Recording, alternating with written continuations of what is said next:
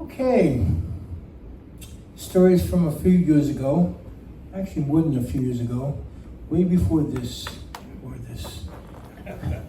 unfortunately, way back when I had hair, and I had a 6 or a 4-pack maybe.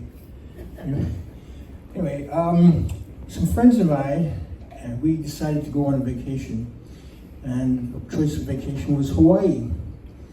It's beautiful. Go to Hawaii, go to Oahu. I think I said that right. And we got there, sitting on a beautiful beach. Actually, we're sitting in a hotel in a bar facing the ocean. And oh, what a beautiful place. We were just trying to decide what we're going to do. Wow, so many choices, so many things to do. You know, jet skis, water skiing, and sailing, all kinds of things we could do.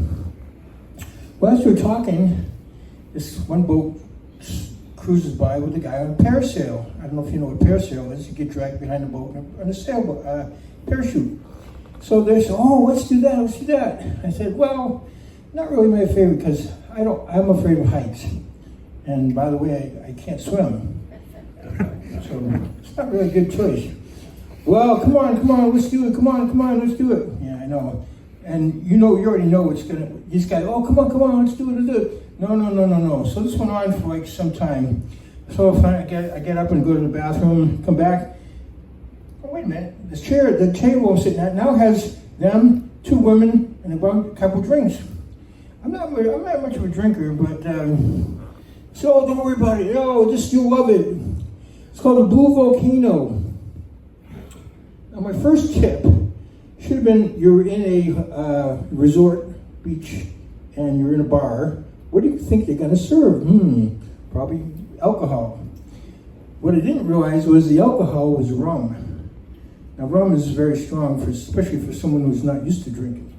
So, but I said, this is good. I tasted pineapple and guava, whatever else they put in it.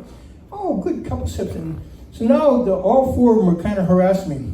So finally, after a long time, a few sips of Blue Volcano, I said, "Well, I'll tell you what I'm going to do. I'm going to go with you on the boat, and I'm going to go with you and watch you guys go. And I'm just going to watch." And I said words that nobody should ever say when they're about to do something, especially that might be dangerous. You know what they are. What's the worst that can happen?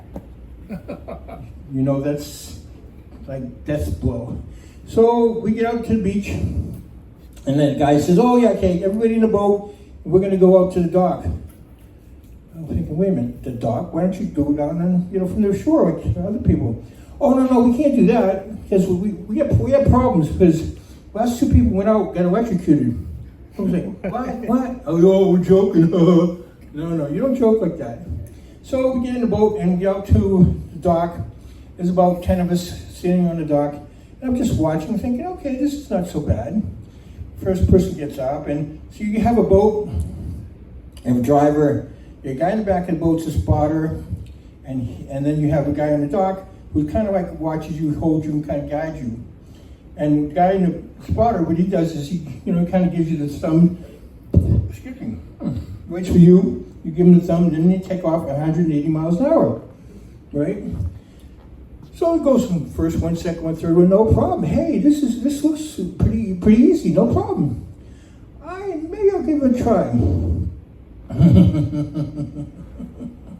So we put on the life preserver and put on a vest, and I'm standing there shaking in my boots, and he's, the guy in the back is kind of like waiting, and I'm just about to do it, and the woman in the dock says, "Hey, Steve." And I turn, now I gotta remember, there's a guy right behind me, holding on to me, kind of.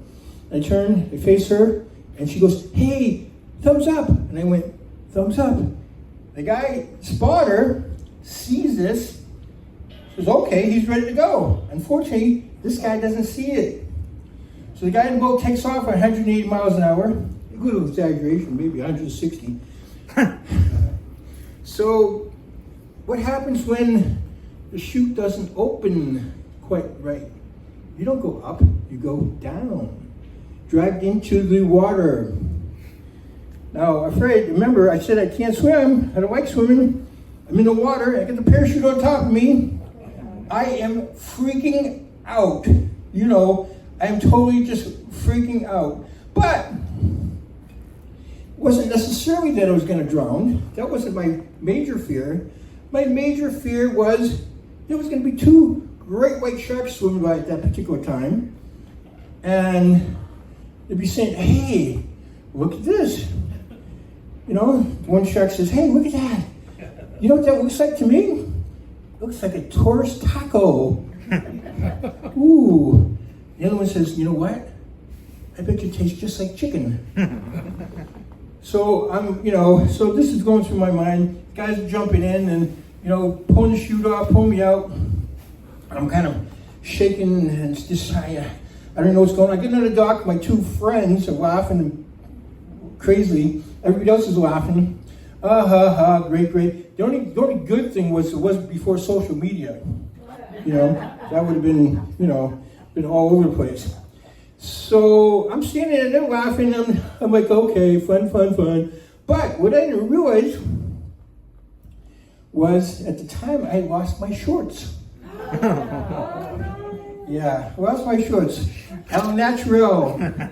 Yeah, so, and I was like, oh, guess what? So the guys dive in, pull my shorts, I'm putting my shorts back in. Okay. I thought, well, okay, this is bad, but I'm going to do this. I'm going to do this now because, and I almost said it. What else could happen? I didn't say it though. So I got geared back up, and the guy says, okay, and now they're really being super careful, and he's like, okay, and I'm going okay. So he takes off, and I take off, and we go up in the air, and I'm flying around. I'm really excited. It was crazy. It was good. I don't know if I was excited or scared or both or whatever, but we floated around quite a bit. Finally get back down, landed on the dock, and I said, wow, this is great. I did something I wanted to do. I've kind of conquered my fear for temporary. And, so I can now put this on my bucket list that I didn't even know I had. That was, thank you.